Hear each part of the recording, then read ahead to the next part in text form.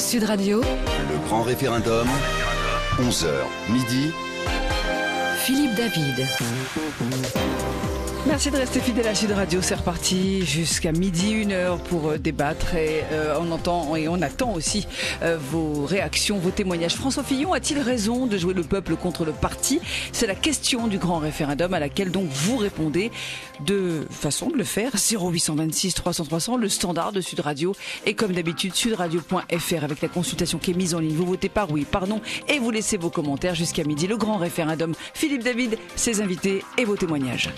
En appelant à manifester hier au Trocadéro, François Fillon, qui est lâché jour après jour par de plus en plus de responsables des Républicains, a délibérément décidé de jouer la carte du peuple contre son parti.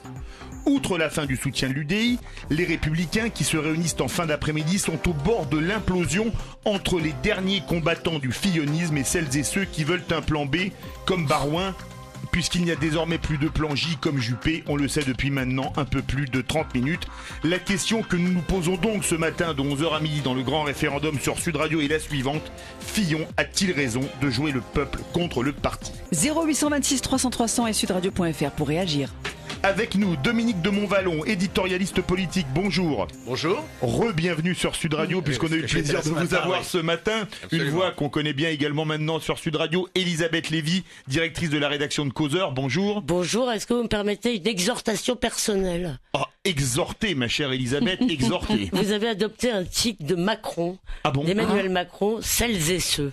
S'il vous plaît, pitié, arrêtez de dire celles et ceux. Ah bon? Écoutez, Voilà. je le faisais avant l'avènement, parce qu'on va parler d'avènement. Plutôt. Hein. Comment? C'est lui qui m'a copié, j'ai le droit d'aînesse, ma chère Elisabeth Lévy. Bon, mais je suis même- un peu plus vieux que lui. Mais c'est atroce chez Macron et chez vous. Celles dis et donc. ceux tout le temps, non. Bon alors je dirais celle ou ceux. Bon, si vous voulez. Voilà. Allez. Et on aura tout à l'heure Guillaume Bernard, auteur du livre La guerre des droites aura bien lieu, publié aux éditions Desclés de Brouwer. Allez, galanterie oblige, vous m'en voudrez pas. On va commencer avec vous, Elisabeth Lévy. Contrairement à Bruno Retailleau, qui multiplie les manifestants comme Jésus-Christ multipliait les pains, peut-on parler de succès alors qu'il n'y avait qu'a priori 45 000 personnes, place du Trocadéro hier après-midi? Bah oui, c'est un succès avec, je sais pas, oui, 50 000 personnes sans doute. C'était bien plein, c'était un succès parce que ça s'est extrêmement bien passé. Il n'y avait pas la moindre banderole infamante. Il y avait pas Journaliste juge pourri, Oui, par exemple. Je vais y revenir, si vous permettez. Vous inquiétez pas, les journalistes et les juges auront leur part. On vous fait confiance. Donc c'est absolument un succès, que des drapeaux, une foule. Alors franchement, Alain Juppé a vu dans la foule d'hier, c'est ce qu'il a dit, hein.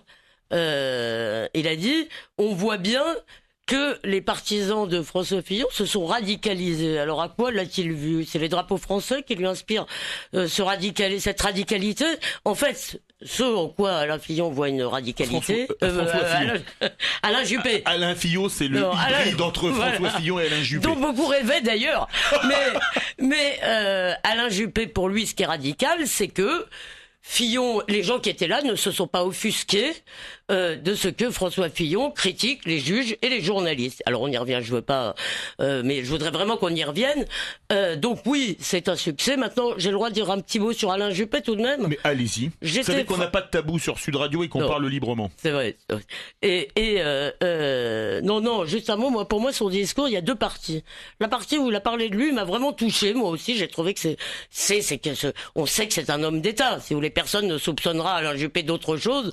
Et d'ailleurs, personne ne lui a reproché de ne pas être un homme d'État. Donc, je trouve que son autocritique est la partie terrible. Faites attention, Elisabeth, vous avez encore dit Juppé au lieu de Fillon. Non, là, je parle de Juppé. Ah bon, pardon, là, j'avais été troublé par ce que vous disiez avant. Non, je parle de Juppé. Pardonnez-moi. Pardon. Je croyais qu'on était encore au Trocadéro. On est tout à Non, l'heure. j'ai dit que j'ai demandé à dire un mot sur Juppé. Ah, pardon. Pardon, excusez. J'étais encore. C'est ma faute. Bon, bref.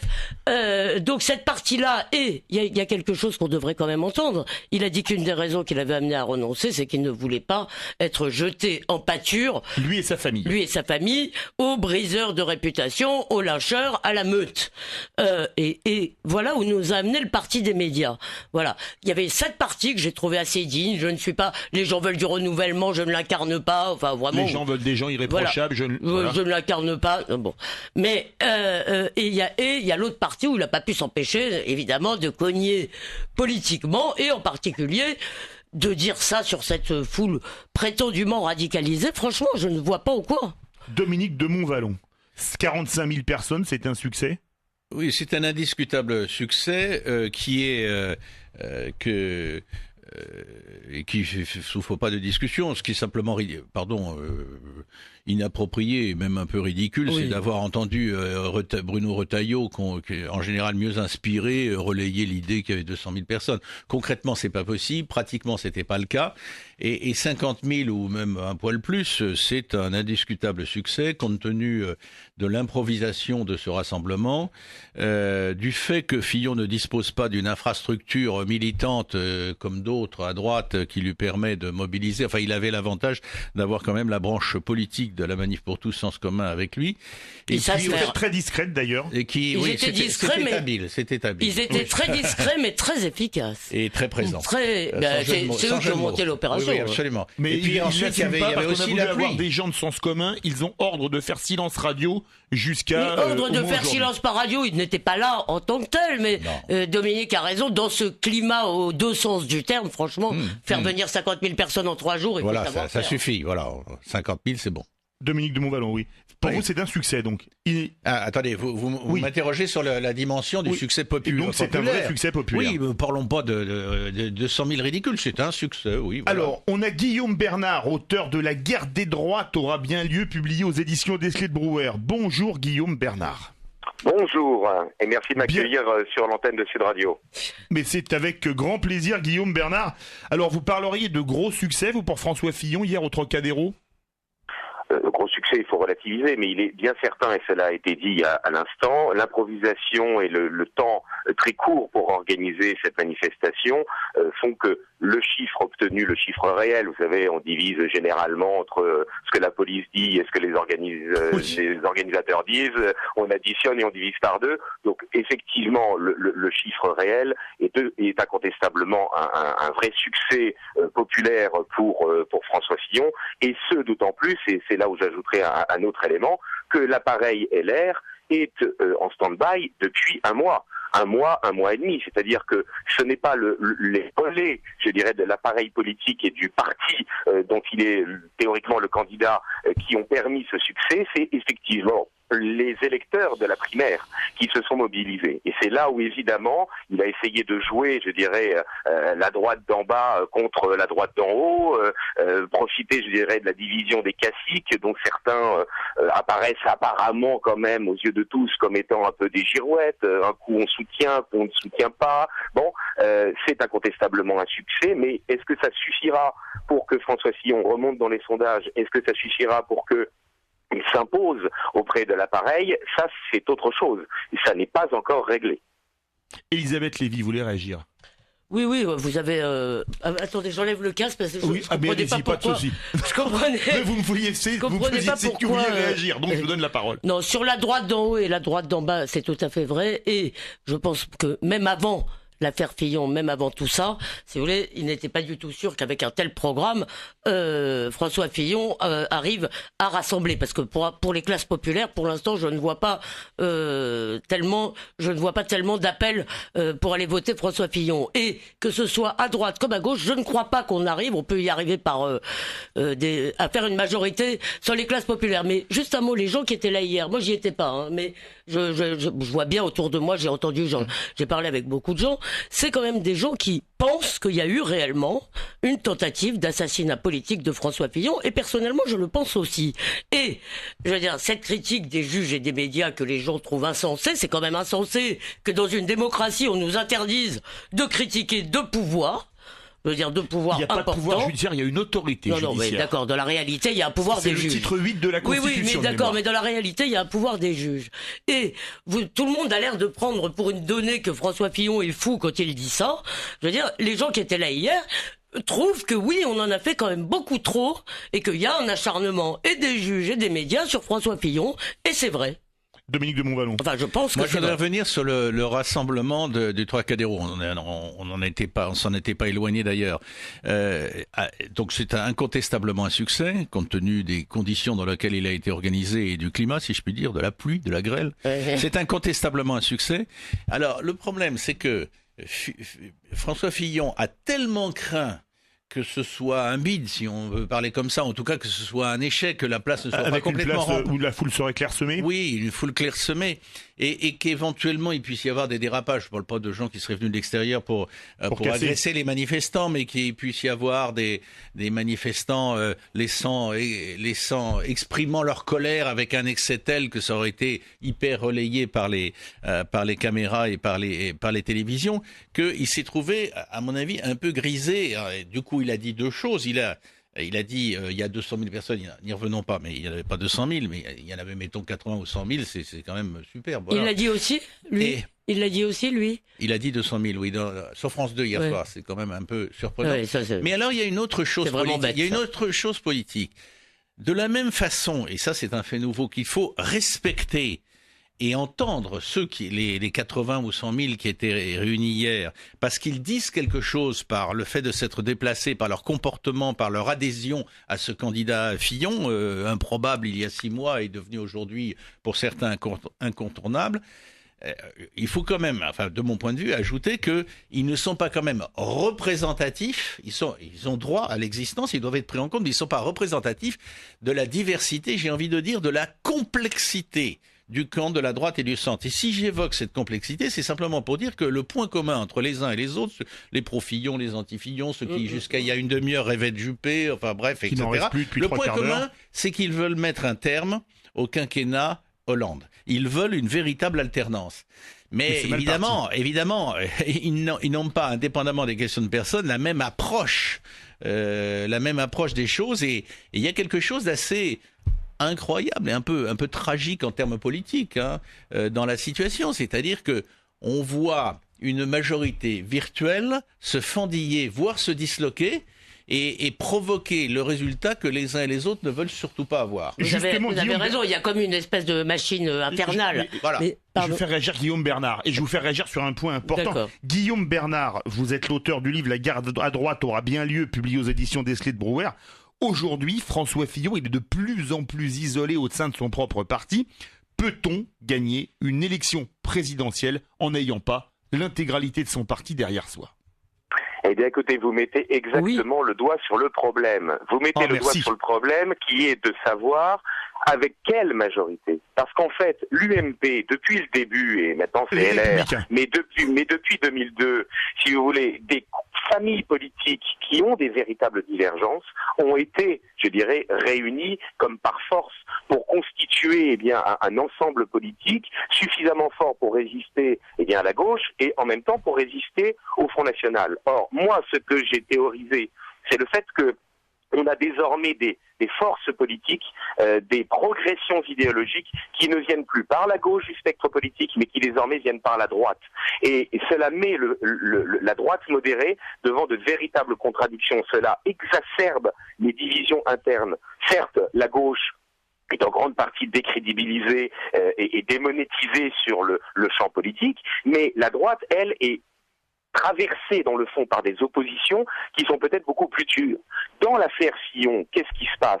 Il se passe que, et d'ailleurs, quand il a essayé hier de jouer, de surfer sur l'atmosphère populiste qu'il y a, je dirais, dans l'opinion publique aujourd'hui, mais immédiatement il s'est retrouvé confronté à une contradiction, et on a bien vu, je dirais, le problème lors de son intervention aux 20h de France 2 hier soir, c'est que tout en jouant sur le populisme ou sur l'atmosphère populiste, il déclare que son principal ennemi, c'est Marine Le Pen et non pas Emmanuel Macron. Autrement dit, il se met finalement en opposition avec, non pas la totalité, attention, mais une grande partie de ceux qui sont venus le soutenir et de ceux sa base électorale. De sa base électorale, c'est-à-dire ceux-là même qui considèrent que même s'ils ont des différences et parfois des différences assez importantes, ils sont quand même plus proches du Front National, ou du moins d'une partie du Front National, que de l'UDI. Et donc par Hier, conséquent, il le là, disait, on est en juste face...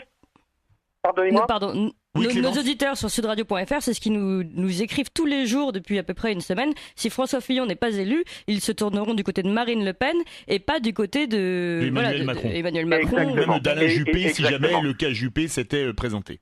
Exactement. Et c'est ça le fond du problème. C'est qu'en fait, LR est en train d'essayer de trouver une solution qui est quasiment introuvable par le fait que, d'un côté, il continue à jouer le cordon sanitaire face au Front National, alors que, effectivement, et je suis d'accord avec Elisabeth Lévy, bien sûr, ça n'est pas dans la foule qu'on a vue hier qu'on a vu une radicalisation, mais dans la réalité de l'opinion publique, il y a incontestablement une radicalisation. Ceux qui ont désigné François Fillon comme candidat du parti de la droite aux primaires, ce sont des électeurs qui voulaient un candidat qui s'affiche, qui s'assume de droite et qui effectivement est beaucoup plus éloigné du centre que, ils ne le sont dans le fond d'une partie de l'opinion publique. Alors là, François Fillon, Permettez-moi d'apporter. Allez-y. Elisabeth Lévy. Attendez, j'arrive décidément pas à parler avec Le casque sur les oreilles. avec le casque sur les oreilles. Ces gens dont vous dites que oui, ils se sont radicalisés, et d'ailleurs tous le disaient, ce que vient de dire Anastasia et que Clémence, pardon, est tout à fait vrai. Il le disait très clairement, on ira plutôt voter Marine Le Pen. Mais j'appellerais pas ça une radicalisation. Ces gens veulent qu'on réponde à une grande question, qui est celle de la continuité de la France. Et François Fillon, par rapport à Alain Juppé ou par rapport à Emmanuel Macron, il incarne une certaine, un certain respect de la continuité historique. Il l'a redit hier, c'est un pays dont nous sommes les héritiers. Voilà. Emmanuel Macron incarne tout à fait clairement une France totalement ouverte, multiculturelle, dans laquelle on dit aux immigrés en quelque sorte, venez comme vous êtes. Attention, c'est pas d'un côté l'ouverture et de l'autre côté Pour Macron, il n'y de a pas l'autre de côté culture là. française, mais il y a une culture de France. Voilà, il y a une culture, il y a des cultures en France, des cultures. C'est venez comme vous êtes et puisqu'on est sympa, on va tous s'accommoder les uns des autres. C'est ça le vivre ensemble. Le vivre ensemble à la française, le vivre ensemble en tous les cas que défend Fillon, ça n'est pas ça. Et si les gens se radicalisent, c'est-à-dire qu'ils vont vers Marine Le Pen, pour être clair, puisque c'est passé tant qu'ils ne trouveront pas, si quelqu'un d'autre ne prend pas en charge cette aspiration à rester un peuple. Non, mais c'est très important à rester un peuple qui peut intégrer tout à fait des tas de gens différents, mais un peuple, je veux dire, qui est soudé par un certain nombre de choses. Je pense que vraiment, on continue les mêmes erreurs. Elisabeth Lévy, pour une réponse brève, poser la même question que j'ai posée à Guillaume Bernard. Est-ce que on peut gagner une présidentielle en n'ayant pas son parti derrière soi, l'intégralité de son parti derrière soi? Moi, je réponds très vite parce que je voudrais surtout entendre la Dominique réponse de Montvalon, Dominique. À mon avis, oui. Quand on a l'argent, à mon avis, oui, sur le mode précisément, c'est quand même la rencontre d'un homme d'une vision de la France. Ça ne vous donne pas une majorité ensuite, ça c'est sûr. Dominique de Montvalon, est-ce qu'on peut gagner une élection en n'ayant pas tout son parti derrière soi? Et on peut pas dire que François Fillon ait l'intégralité des Républicains derrière lui. Non, c'est incontestablement, il n'a pas. Moi aussi, j'enlève le casque. J'enlève le casque. Je suis pareillement moins à l'aise, pardonnez-moi.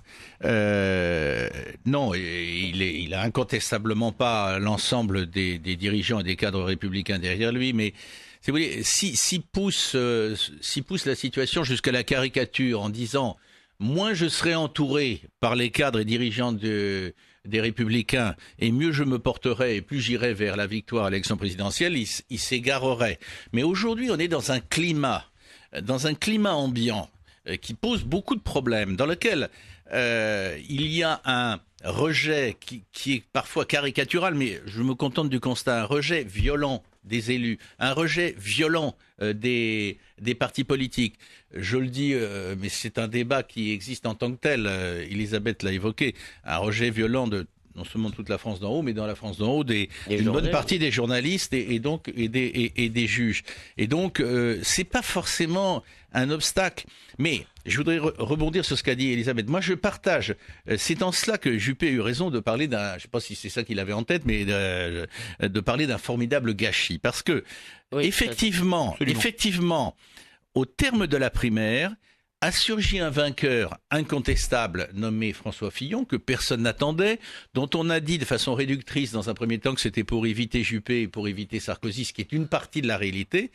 En réalité, à ce moment-là, il incarnait quand même autre chose déjà, bien au-delà des questions de rivalité de personnes. Il incarnait une droite qui s'assumait comme droite, sans être arrogante, mais en cessant d'être piétinée par l'idéologie de gauche à vocation virtuellement totalitaire. Enfin, en tout cas, je veux dire, occupant soi-disant l'ensemble de l'horizon. Et donc une droite qui s'assumait comme telle. Et effectivement, je m'en tiens à ça. Je rejoins les mots passionnés d'Elisabeth, on les adore. Toujours passionnés. Mais oui, on les adore et je les salue. Je peux pas renchérir, mais je veux me prendre un tout petit peu de distance. Mais sur le fond, je suis d'accord. Quand on voit la situation, la façon dont et Macron et Juppé, mais maintenant c'est plus la peine de parler de Juppé, et Macron, la façon dont Macron parle ou ne parle pas de la laïcité, la façon dont il parle ou ne parle pas de l'immigration, la façon dont il parle ou ne parle pas de la culture française. L'approche qu'il a pour le moment, ça pourra peut-être changer, mais l'approche est effectivement aux antipodes d'une espèce d'aspiration que ne canalise pas, je veux juste terminer là-dessus, que ne canalise pas et n'incarne pas Marine Le Pen. Moi, quand vous dites que les auditeurs, j'en suis pas surpris, moi aussi, quand vous dites les auditeurs massivement disent si on nous prive de Fillon et de ce qu'il incarne, soyons clairs, on ira vers Marine Le Pen. Je le comprends, mais c'est parce que ça les exaspère plus de se voir imposer un candidat qui ne voulait pas, qui n'avait pas choisi et en qui il ne se reconnaîtrait pas, que ce serait une adhésion à Marine Le Pen. Mais on est dans une situation aujourd'hui où toutes les cartes sont rebattues dans un climat assez passionnel. Et qui va nous réserver encore beaucoup de surprises. On en parle jusqu'à midi, c'est le grand référendum avec la question que l'on vous pose. François Fillon a-t-il raison de jouer le peuple contre le parti? Vous répondez, on attend vos réactions au 0826 300 300 et sur sudradio.fr. À tout de suite. Sud Radio, Le grand référendum, 11h midi. Philippe David. Allez, merci d'être avec nous jusqu'à midi pour ce grand référendum. Comme chaque jour, une question entre 11h et midi à laquelle vous répondez au 0826 300 300 et sur sudradio.fr. La question du jour, devinez sur quoi elle porte? Sur François Fillon, évidemment. A-t-il raison de jouer le peuple contre le parti? Que disent les internautes sur sudradio.fr, Clémence? Alors, d'abord, un petit tour du côté des votes. Vous votez oui. François Fillon a raison de jouer le peuple contre le parti à 56%. Donc, ça reste relativement équilibré. Et puis, on va faire un petit tour du côté des tweets. Et alors là, c'est très intéressant. Alors, je vous propose de sortir vos feuilles. Dissertation, 4 heures, qu'est-ce que le peuple? Parce qu'on a des tweets qui vont un peu dans tous les sens. Nicolas Souille qui pose une question légèrement ironique. Le peuple, 40 000 personnes, pour interrogation. Bon, il a pas l'air tout à fait convaincu. Ça va un peu dans... C'est une question, bien sûr. Voilà, c'est ça. Ça allait un peu dans le sens de la remarque de Dominique de Montvalon tout à l'heure. Pareil, dans le peuple, version négative, on a un tweet d'Alix Walani qui nous dit ce sont des plutocrates. La manif pour tous, c'est sens commun. Voilà, rien de plus. Et alors, puis, les plutocrates, c'est le pouvoir de l'argent. Bah oui. Et en quoi la manif pour tous et sens commun sont-ils des plutocrates? Bonne question. Deuxième dissertation. Et puis, côté positif, cette fois-ci, on a Stéphie qui nous dit ces manifestants étaient représentatifs de la France qui galère et qui souffre.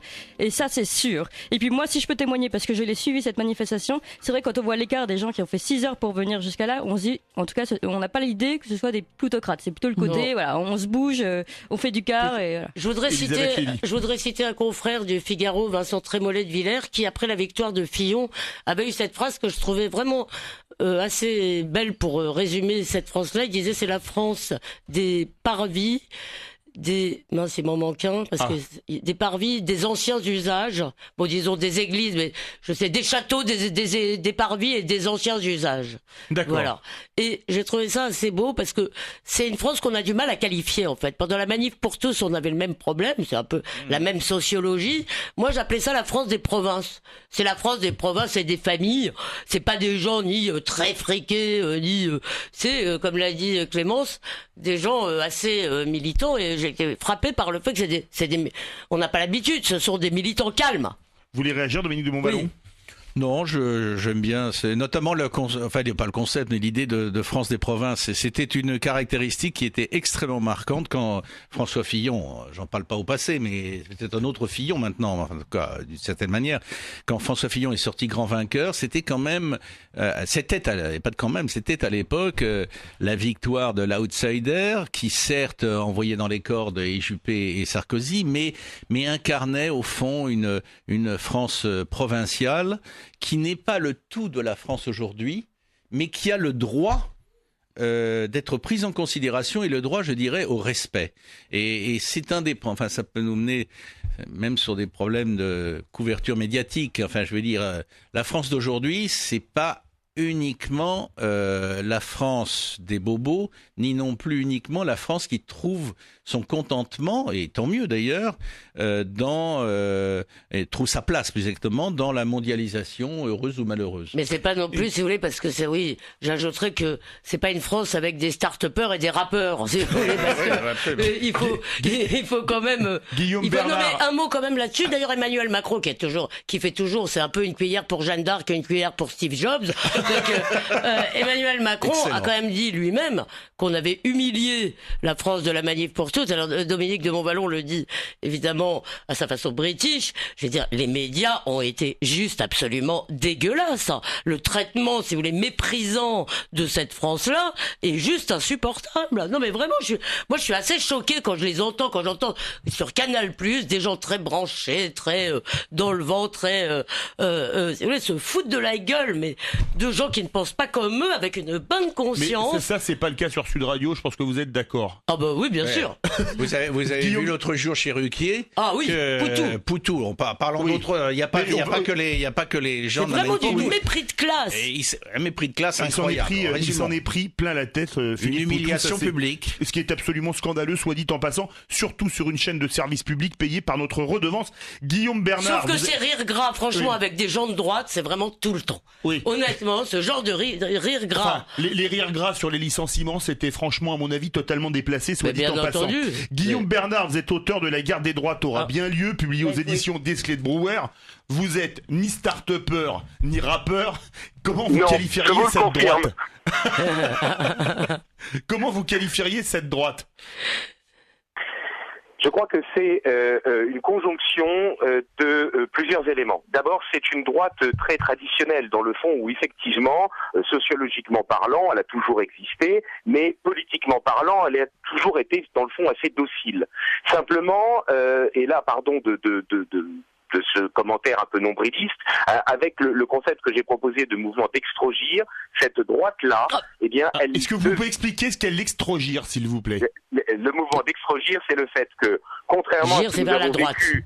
Voilà, mais c'est-à-dire, contrairement à ce que nous avons vécu pendant 2 siècles, grosso modo, de la Révolution française à la chute du mur de Berlin, la vie politique était marquée par le fait que les nouvelles forces politiques, la progression idéologique venait par la gauche du spectre politique et repoussait vers la droite les anciennes forces. Désormais, me semble-t-il, avec différents éléments, la mondialisation qui s'est d'une certaine manière déchaînée, aussi bien d'un point de vue économique que d'un point de vue culturel, avec la chute du mur de Berlin, avec l'effondrement du régime soviétique, c'est par la droite du spectre politique que les forces politiques se développent, et en particulier les idéologies, c'est-à-dire que l'idéologie traditionnelle de droite reconquiert du terrain et repousse vers la gauche un certain nombre d'idéologies qui occupaient son espace politique. Et le phénomène Macron, qui d'une certaine manière incarne cette coalition, cette nouvelle coalition, ce retour, je dirais, à l'unité idéologique du libéralisme, en est, me semble-t-il, une des preuves. Guillaume Bernard, vous faites un constat très intéressant. Pendant des années en France, on a parlé de la droite, c'est-à-dire la droite qui fait la politique de la gauche, parce que la gauche donnait le là au niveau idéologique. Aujourd'hui, vous parlez du phénomène Emmanuel Macron, qui a priori, d'après ses contradicteurs, n'a de gauche que l'étiquette. Est-ce qu'on est en train d'assister à une droite en sens inverse, c'est-à-dire une gauche qui a des idées... Une goutte alors. Comment ? Une goutte alors. Une goutte alors, si vous permettez. Est-ce qu'on est en train... Merci pour le néologisme, Elisabeth Lévy. La gautte, qui est la droite nouvelle version, c'est-à-dire une gauche qui soit, on va dire, sur des paradigmes idéologiques de droite. Eh bien, d'une certaine manière, oui. Simplement, je pense que il faut ne pas oublier que à l'origine, le libéralisme, et lorsqu'on regarde par exemple François Guizot ou Adolphe Thiers au XIXe siècle, en fait, Oui, ils sont au ça ne centre-gauche. rajeunit pas. Ils sont au centre-gauche. Et donc, en fait, la gauche est en train de redevenir effectivement libérale. Le libéralisme vient de la gauche. Alors attention, toute petite précision, il ne faut pas confondre le fait de dénoncer le fiscalisme, de dénoncer, je dirais, une trop forte pression, je dirais, de l'État sur les entreprises, la spoliation fiscale des entreprises ou des familles par l'État comme étant du libéralisme. On peut parfaitement dénoncer cela sans adhérer à cette idéologie qui consiste à dire que dans le fond, il n'y a de valeur que par la rencontre, je dirais, des consentements. Donc oui, la gauche est en train de redevenir libérale. Jacques Julliard l'a très bien, je crois, illustré. Jean-Claude Michéa a aussi parlé de cela. Et donc le mouvement d'Exprogir est ce qui illustre cela. Et donc par conséquent, cette droite qui soutient, cette droite qui était au Trocadéro hier, eh bien, elle reprend du poil de la bête. Elle reconquiert un espace politique. Alors, la question, évidemment, c'est de savoir, mais ça c'est une autre question, est-ce que François Fillon l'incarne vraiment? Le fait est que la primaire de la droite a désigné François Fillon comme le champion de cette droite-là. Est-ce que les électeurs ne projettent pas leurs propres idées sur un François Fillon qui en fait ne ferait qu'endosser un costume?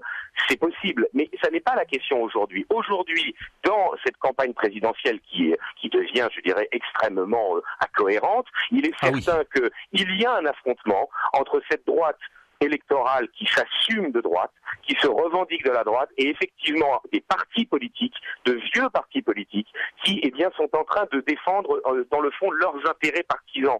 Pourquoi est-ce qu'on veut débarquer ou certains Elisabeth Lévy veut réagir. On peut pas répondre parce que vous dites tellement de choses que sinon on n'arrive vraiment plus à vous répondre. Sur la gauche. Parce que quand même, non, mais sur cette question de la droite et de la gauche, si vous voulez, il me semble que l'une des clés du succès d'Emmanuel Macron, je laisse de côté son côté télévangéliste. Oh bah quoi? Enfin, je veux dire, c'est un peu un héritier de Ségolène Royal de ce point de vue-là, franchement. Je veux dire, donc, une des clés de son succès, c'est qu'il essaye d'incarner par-delà un clivage politique assez artificiel, le bloc central de la société française, qui, dans la politique, correspond à l'UMPS, comme l'avait très bien défini Marine ou Jean-Marie Le Pen, je sais plus lequel. Non, c'était Marine Le Pen. Mais il y avait une idée là-dedans, c'était que sur l'essentiel, en réalité, ils étaient d'accord, ils incarnaient un peu la même sociologie, si vous voulez. Alors avec en plus, en quelque sorte, si vous voulez, c'est très schématique, mais Emmanuel Macron s'adresse en gros aux bobos et aux immigrés de façon assez marquée. Et je veux dire, il y a une espèce de sociologie, si vous voulez, de ce bloc central qui laisse de côté, si vous voulez, et ça vous l'oubliez dans votre clivage, elle laisse de côté une périphérie, celle que Christophe, la France que Christophe Guilluy appelle la France périphérique. Et je voudrais encore lutter un peu contre l'économisme, vraiment, qui me semble nous obscurcir la vue on sait que vous aimez pas en permanence, mais non, parce que on ne voit pas que dans cette France est en partie aisée. Mais on peut être tout à fait, en quelque sorte, un gagnant économique et un perdant culturel. Or, ce que vous ne voyez pas, je vous assure que ces questions culturelles, qui sont presque anthropologiques aujourd'hui, je veux dire, qui portent sur notre mode de vie, qui portent sur qu'est-ce que c'est que notre espace public, je veux dire, elles habitent les gens. Je veux dire, et ça me paraît vraiment important dans le clivage, qui n'est pas un clivage entre la droite et la gauche. Pardon. Et pour vous, Dominique de Montvalon, la gauche, c'est un nouveau concept décrit par Elisabeth Lévy qui succède à la droite. Ça vous inspire quoi? Je trouve ça d'abord excitant. Je ne sais pas si on arrivera à le faire passer dans le langage courant, mais en tout cas, ce que ça recouvre, puisque ça a été clairement expliqué, je crois que c'est assez bien vu. Et si vous voulez, ce qui est clair, c'est qu'il y a une panne, je le dirais comme ça, de façon un peu simpliste, une panne complète du débat d'idées à gauche. Hein. La gauche est aujourd'hui dans une forme d'impasse. Mais déjà, le PS est au bord de l'implosion, lui aussi, faut-il le dire. Oui, absolument. Peut-être pas sur le plan politique, mais en tout cas, et électoral, mais en tout cas sur le plan du débat d'idées. Ça montait depuis plusieurs années, c'est aujourd'hui patent. Je voudrais juste ajouter une chose à ce qu'a dit Elisabeth, c'est l'idée que, à propos du groupe central, c'est-à-dire que les groupes centrales, c'est quoi? je fais un peu dans le simplisme, pardon, c'est les classes moyennes, les classes moyennes et les classes moyennes et moyennes sup, Voilà, enfin, si je puis dire. Hein. C'est autour de ce groupe central que s'est structurée l'histoire de la Ve République. Rassurez-vous, j'ai fini dans une minute. Mais non, mais il n'y a pas de souci, je vous écoute mais je vous dis ça. religieusement. Et ça s'est structuré dans le cadre d'une croissance inégale mais continue au fil des décennies. Quelle est la situation d'aujourd'hui en 2017 ? Il y a un chômage massif qui ne concerne pas qui concerne tout le monde, que les prolétaires. Voilà, c'était ce que j'hésitais à dire, mais vous avez tout à fait raison de dire. On n'a pas de tabou. C'est-à-dire que les classes moyennes, le groupe central est touché de plein fouet pour lui-même. Pour ses enfants, pour leur avenir, il n'y a plus d'ascenseur social. C'est même pas qu'il est bloqué, il a presque été, il est presque détruit. Oui, enfin, il est coincé au sous-sol et il faudrait beaucoup de temps pour le réparer. Et donc, le groupe central qui auparavant avait remis son avenir entre les mains de grands leaders de droite, enfin de droite gaulliste, on va dire ça comme ça, ou proche du gaullisme, etc. Après, il a dérivé. Il a fini par au fond dire bon allez, politiquement, ok, on remet notre destin entre les mains de la gauche. C'est libéral libertaire, en fait. Libéral libertaire, etc. Social libéral. Et aujourd'hui, libertaire. toutes les règles du jeu ont été bousculées, indépendamment de la quête identitaire, je dirais ça comme ça qu'évoquait Elisabeth, parce que ce groupe central, pour lui-même, pour ses enfants, pour ses proches, s'interroge certes sur la France, mais les deux choses vont on peut le prendre dans n'importe quel bout. C'est dit, mais de quoi est fait notre avenir ? Et il y a donc une espèce de panique idéologique et sociale qui fait que l'avenir de l'élection présidentielle et au-delà du pays va dépendre du choix qui n'est pas acquis aujourd'hui que vont faire les représentants de ce groupe central qui se croyaient à l'abri et qui croyaient pouvoir gérer la société d'étape en étape et qui aujourd'hui sont en désarroi. C'est tout à fait vrai ce que dit Guilly. Juste un mot pour aller dans le sens tout à fait de Dominique. Ce qu'explique Guilly, si vous voulez, c'est que dans ce groupe central, en gros, vous avez les classes moyennes inférieures, ou enfin en tous les cas les moins aisées, qui se sont détachées déjà de ce groupe en quelque sorte sociologiquement, pour se prolétariser, et qui ont rejoint les classes populaires, y compris dans le vote. Absolument. Donc si vous voulez, c'est vrai qu'il est... pardon. Non, mais continuez, il n'y a pas de souci. Non, parce qu'on doit faire, cher Guillaume Bernard, une courte pause. Eh oui, ça c'est les aléas et les devoirs de la radio. Elisabeth. Allez, vous continuerez dans un instant. François Fillon a-t-il raison de jouer le peuple contre le parti ? C'est la question que l'on vous pose dans ce grand référendum sur Sud Radio, 0826 300 300 et sudradio.fr. On attend vos réactions. Sud Radio, Le grand référendum, 11h, midi. Philippe David. Elle est dissipée, Elisabeth Lévy. On a une jeune stagiaire avec nous, Zoé. Qui est en 3e et qui s'intéresse beaucoup. Alors ça va avec Philippe David ? Vous avez vu ma chère Zoé ? Je vous vois parce que... Oui. Ah ouais, attention, hein. Ouais. Elle est encore timide, elle n'ose rien dire. On va vous mettre en stage avec Elisabeth Lévy, vous allez voir. Vous allez oser après, il n'y a pas de souci.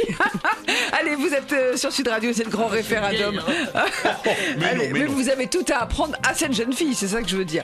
François Fillon a-t-il raison de jouer le peuple contre le parti ? Nous avons besoin de vos témoignages au 0826 300 300 et sudradio.fr. Clémence, comment ça se passe ? Alors, on fait un tour du côté des votes d'abord. Vous êtes 59% à dire oui, François Fillon a raison de jouer le peuple contre le parti. Et puis on a des commentaires sur sudradio.fr avec Rennes qui s'énerve contre justement cette même Elisabeth Lévy. Oh, bah alors. Tiens donc, elle nous dit bon voilà, François Fillon était soutenu par la frange très droitière proche du Front National, contrairement à ce que raconte votre journaliste de Causeur, non radical mais ultra radical. Ça c'est une attaque contre vous et c'est typiquement donc François Fillon du populisme. On voit où cela peut mener. Vivement que Monsieur Fillon soit éliminé au premier tour s'il se maintient.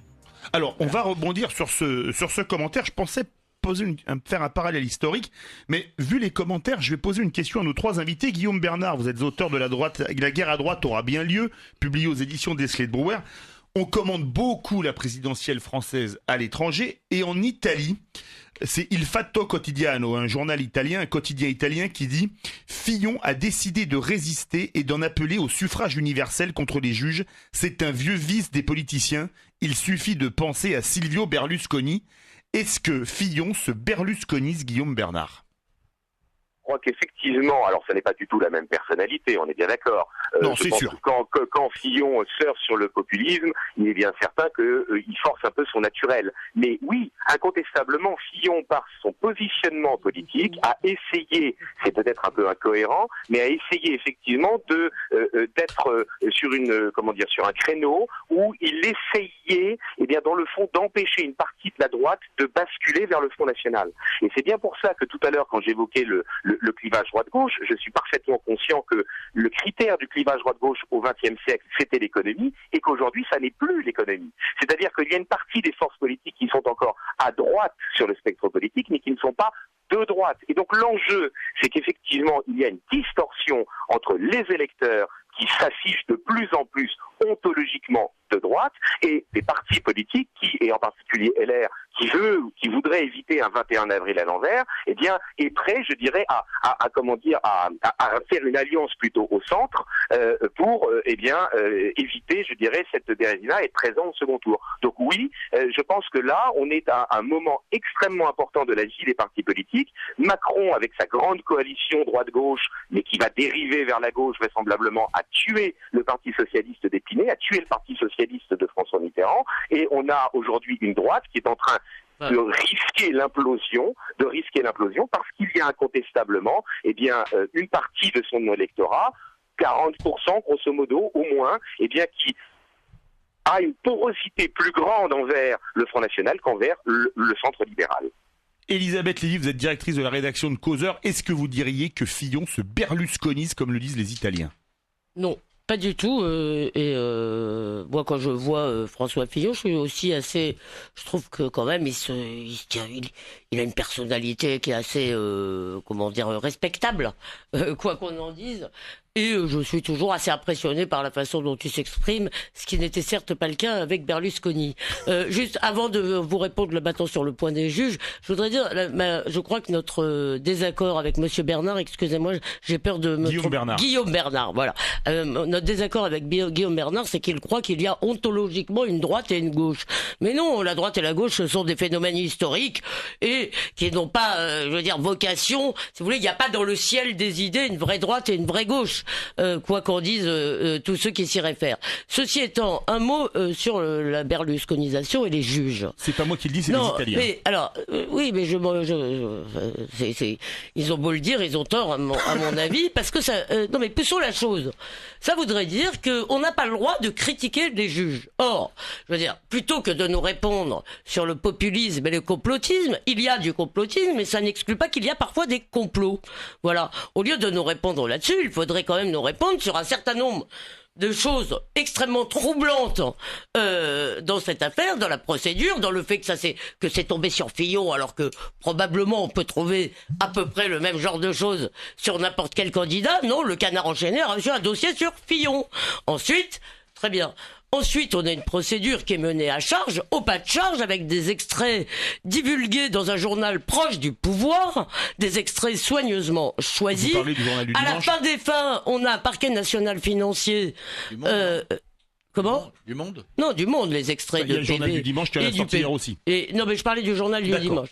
Je parlais du Monde, c'était 2 jours après l'ouverture de l'enquête préliminaire. Bon, je pense que vous avez déjà dû parler de ça sur cette antenne. À la fin de tout, on va nommer un juge d'instruction, lequel ?